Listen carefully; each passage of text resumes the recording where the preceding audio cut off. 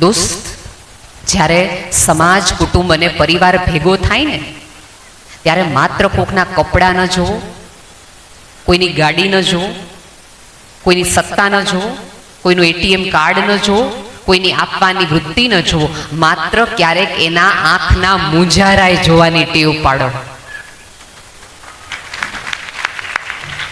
આમાંના કેટલા ભાઈઓ એવા હશે, સરસ રીતે ત્યારે એ ટિકિટ કપડામાં પૈસા હશે, કરોડરજ્જુ ટટ્ટાર હશે, પણ અંદરથી ક્યાંક તૂટી ગયેલા હશે. એને થોડીક સધિયારો આપો, એને પીઠ ઉપર એટલો હાથ મૂકો અને એટલી નિસ્બતથી બોલો કે દોસ્ત કઈ કામકાજ હોય તો કહેજે હો. આટલું કહેવા વાળું તમારી આજુબાજુ હોય તો માણસ અડધો ઊભો થઈ જાય. આપણા અવાજમાં આજે તમને હાચા ઘીના લાડવા એટલા માટે ખવડાવ્યા છે કે તમારી અવાજમાં એટલો તાકાત ને એટલી ક્ષમતા આવે કે તમારા પરિવાર કુટુંબને જરૂર પડે તો તમે બાજુમાં ઊભા રહી શકો. અને અહીંયા બેઠેલી બહેનોને મારે નાનું એવું સૂચન છે, હું દરેક સમાજ ભેગો થાય ત્યારે હું કહેતી હોઉં છું કે તમે ભેગા થાવ, મળો, ખાઓ, પીઓ, મજા કરો, ચોક્કસ. અને તમે જુઓ છો કે આ બેને ગઈ વખતે આ જ સાડી પહેરી હતી, અથવા તમે 2 મહિના પહેલા મળ્યા હતા ત્યારે આ જ સાડી પહેરી હતી. એટલે આપણે 4 જણા શું કે ખબર, એકની એક ખાડી પહેરીને જ આવે, જ્યાં હોય ને ત્યાં આ જ લીલી જ પહેરે. એટલે 4 જણાને ખબર ન હોય કે આ બેને ઓલી જગ્યાએ લીલી સાડી પહેરી હતી, એને તમે જાણ કરો છો. ન્યાય ઓલી લીલી સાડી પહેરી હતી, અહીંયા આ લીલી સાડી પહેરી હતી. આ એક મંગળસૂત્ર વર્ષોથી છે, કોઈ ઘાટ બદલાવે ને. આ વસ્તુ તમે તમારા આજુબાજુવાળાને કે તમારી દેરાણી જેઠાણી કે અહીંયા બેઠેલી કોઈ પણ વ્યક્તિને ન કહો, તમારા પતિને જઈને ઘરે કહો કે ફલાણા ભાઈના વહુ છે, દર વર્ષે આની આ સાડી પહેરી, જુઓ ને ક્યાંક મદદની જરૂર તો નથી ને.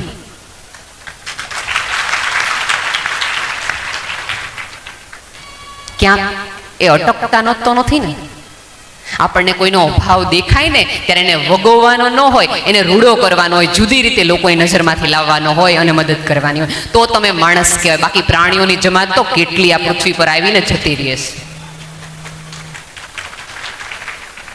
તમને ખબર તો હમણાં ગીરમાં એક પિતાએ પોતાની દીકરીના તાંત્રિક વિધિમાં ઘણું બધું કર્યું, એમાં મારે નથી પડવું, પણ એ પછી 2 દિવસ પછી જ કારગિલ બોર્ડર પર એક આર્મીના કૂતરાએ 3 આતંકવાદીઓની ગોળી લઈ લીધી અને કૂતરો મરી ગયો હતો. અને આખી આર્મી રડી અને એને સરસ આપણા રાષ્ટ્રધ્વજમાં એને અલવિદા કહેવામાં આવ્યું હતું. ત્યારે આપણે અને આ સમાચાર બંને આજુબાજુ હતા કે એક પિતાએ, એક માણસે પોતાના સંતાનને આવું કર્યું અને કૂતરાએ એક આર્મીની રજા કરી. માણસ કોને કહેશો તમે આ બંનેમાંથી? માનો કે ન માનો, ક્યાંક આપણા બધાની દ્રષ્ટિમાં થોડોક ને થોડોક આ માણસપણું જગાવવાની જરૂર છે કે જેથી કરીને તમને જો લખતા વાંચતા આવડે ને એટલે તમે શિક્ષિત ન કહેવાઓ. કોકની આંખ અને મુંજારા જેથી તમને વાંચતા આવડે ને તેથી તમે શિક્ષિત અને કેળવણીએ તમને મળી એવું કહેવાય. હું તમને કહું અને તમે મને મદદ કરો તો એ તો ઠીક, પણ જો કે હવે તો એવાય મોટા માણસો થઈ ગયા, ગમે એવી મોટી ખબર પડે તો આપણને એમ કે એને ટેવ છે હવે માગવાની. કોઈને આ જગતમાં માગવું ક્યારેય ગમતું નથી. અને માણસ હોય ને એની પાસે અપેક્ષા રખાય. તમે આજ સુધી ક્યારેય એવું સાંભળ્યું છે કે પાડો ચરવા જઈને ભેંસ માટે ફારો લેતો આવે કે હું ગયો તો ચરવા તારી હાટું લેતો આવ્યો? નહીં. માણસ એક જ એવું છે કે બહાર જાય, આમ જાય તો પોતાના કુટુંબ લોકો માટે કશુંક લેતો આવે. માણસ પાસે જ અપેક્ષા હોય કે માણસની મદદ કરે, એની પડખે ઊભો રહે. આ જગતની સાદી દલીલ છે કે કોકના આંસુ લૂછી શકતા હોય ને તો એના જેવી માળા કે પૂજા એક પણ નથી.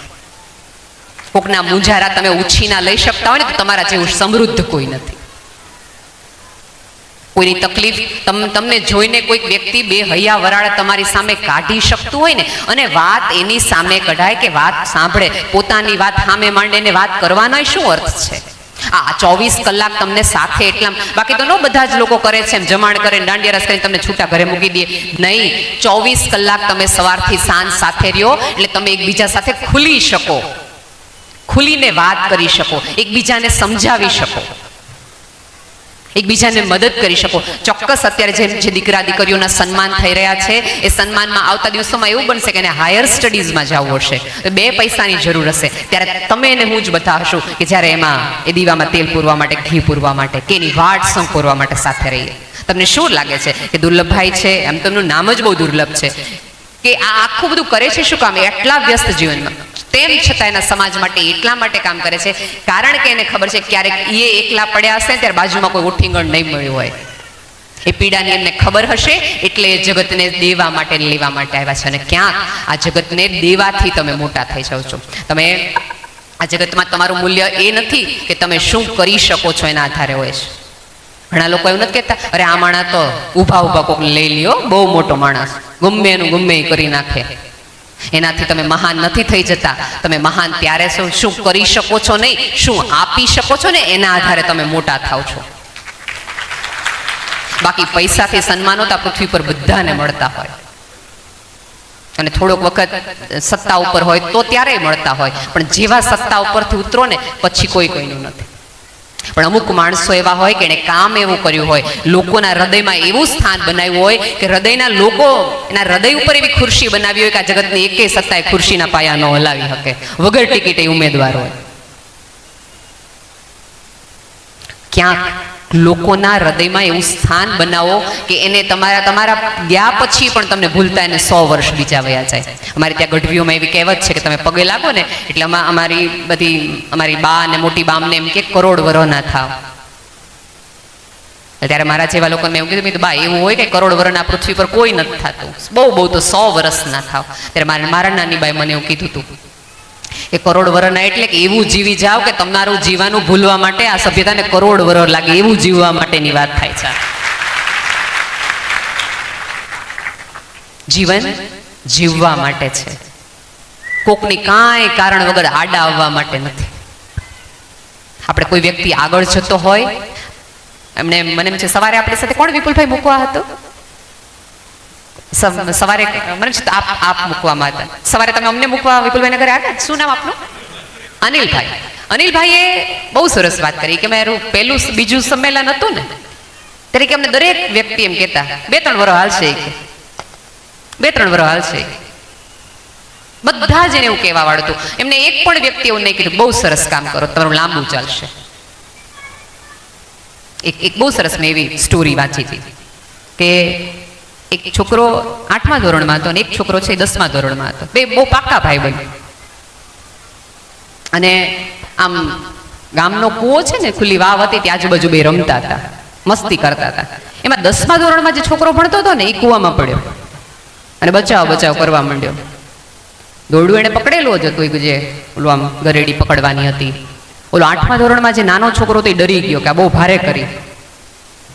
પણ એક ડર હતો, મારો ભાઈબંધ અંદર છે, મારો પોતાનો, મારો શેરીનો, જેની યાર મને સૌથી વધુ આ ગમે છે આ પૃથ્વી પર રમવું જીવવું, એ અંદર પડ્યો છે. એટલે પોતાની પૂરી ક્ષમતાથી એ દોરડું ખેંચે છે. ઓલા 10મા ધોરણમાં જે છોકરો બેઠો હતો એને બહાર કાઢે છે અને આવી જાય છે, પોતાની સમગ્ર તાકાત વાપરે છે. એટલા માટે આખો ભીનો છે, એકબીજાને ભેટે છે, રડે છે અને બે એવું નક્કી કરે છે ઘરે કેવું નથી, નહીં તો પછી આપણને બેન બહાર નહીં રમવા જવા દઈએ કે તું પડી ગયો તો કૂવામાં.